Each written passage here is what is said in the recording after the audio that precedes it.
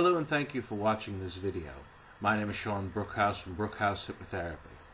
One of the most common questions potential clients ask before they agree to come in for therapy is the actual understanding of what is hypnosis.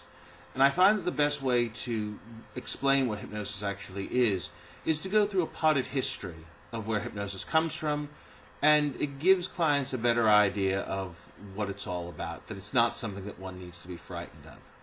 Hypnotic or suggestive therapy has been used as a healing technique since pretty much the beginning of time.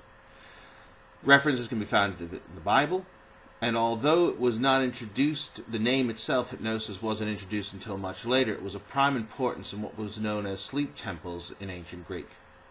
The ancient Greeks went to these locations as a pilgrimage. Basically, it was a question of utilizing suggestion and focus of attention in order to help people to manifestly change, cure, whatever word you wish to use for it. In the Middle Ages, miraculous cures were also attributed to hypnotic-like phenomena by attending religious shrines and through the use of prayer and touch. Now, one could argue that the idea of using prayer is nothing more than giving the unconscious mind positive suggestions that will help you to live a life that is better. This is not in any way to say that prayer is not a valid form of spirituality, and that hypnosis and spirituality do not contradict one another. It is just the kind of messages that you end up giving to yourself, either through hypnotic intervention or prayer, or however you wish to give messages to yourself. During the 18th century, the theory of magnetism was developed by a chap called Franz Anton Mesmer. He argued that plants and the planets and the moon influenced us through their effects on magnetic fluids which were occupying space all around us, including within our bodies. He discovered that he could induce people into a trance-like state and concluded that he himself must be some kind of magnet, where he coined the term animal magnetism. This idea was soon discredited by the French Royal Commission, which found that magnetic fluids didn't actually exist. Later, in the late 1800s, a chap called James Braid, who was a Scottish eye doctor within Manchester, revisited mesmerism and determined that mesmerism was indeed not something that was scientifically valid, but found something else, which was a focus of attention on a light, not the passing of the hands or any magnetic sort of forces, actually did provide some room for healing methodology. He coined the term neurohypnosis, or nervous sleep. Hence the term hypnosis became part of the public vernacular, as it were. Unfortunately, it's a very poor name for it. Hypnos is the Greek god of sleep. So the idea that people expect to fall into a deep sleep when they go for hypnosis or hypno-psychotherapy is actually a misnomer. It doesn't happen. Hypnosis is a deep state of relaxation for most clients. Some clients experience a light state of relaxation, but in the main, it's a deep state of relaxation in which the unconscious mind becomes more active and receptive to suggestion. So, in the early part of the 20th century, hypnosis was used almost exclusively by stage hypnotists.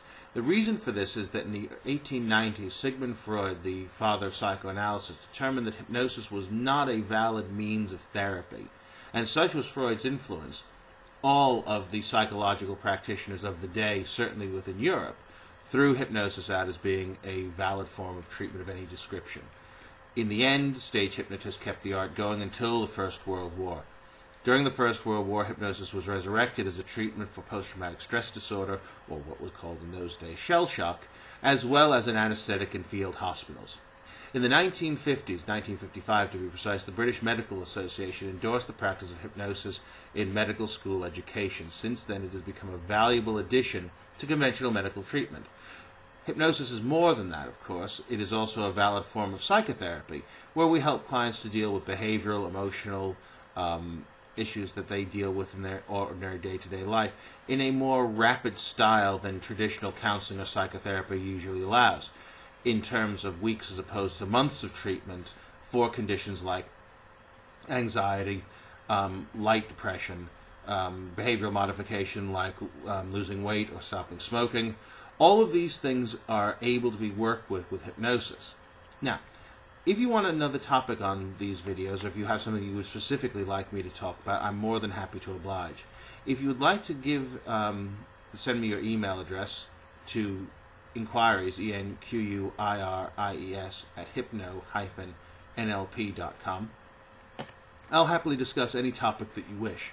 I will be doing a series of these. This is the first in the series, and I hope that you find that these are beneficial and help you to understand more of what hypnosis and hypno-psychotherapy can do for you as a means of treatment for any conditions that you might wish to consult a psychotherapist for.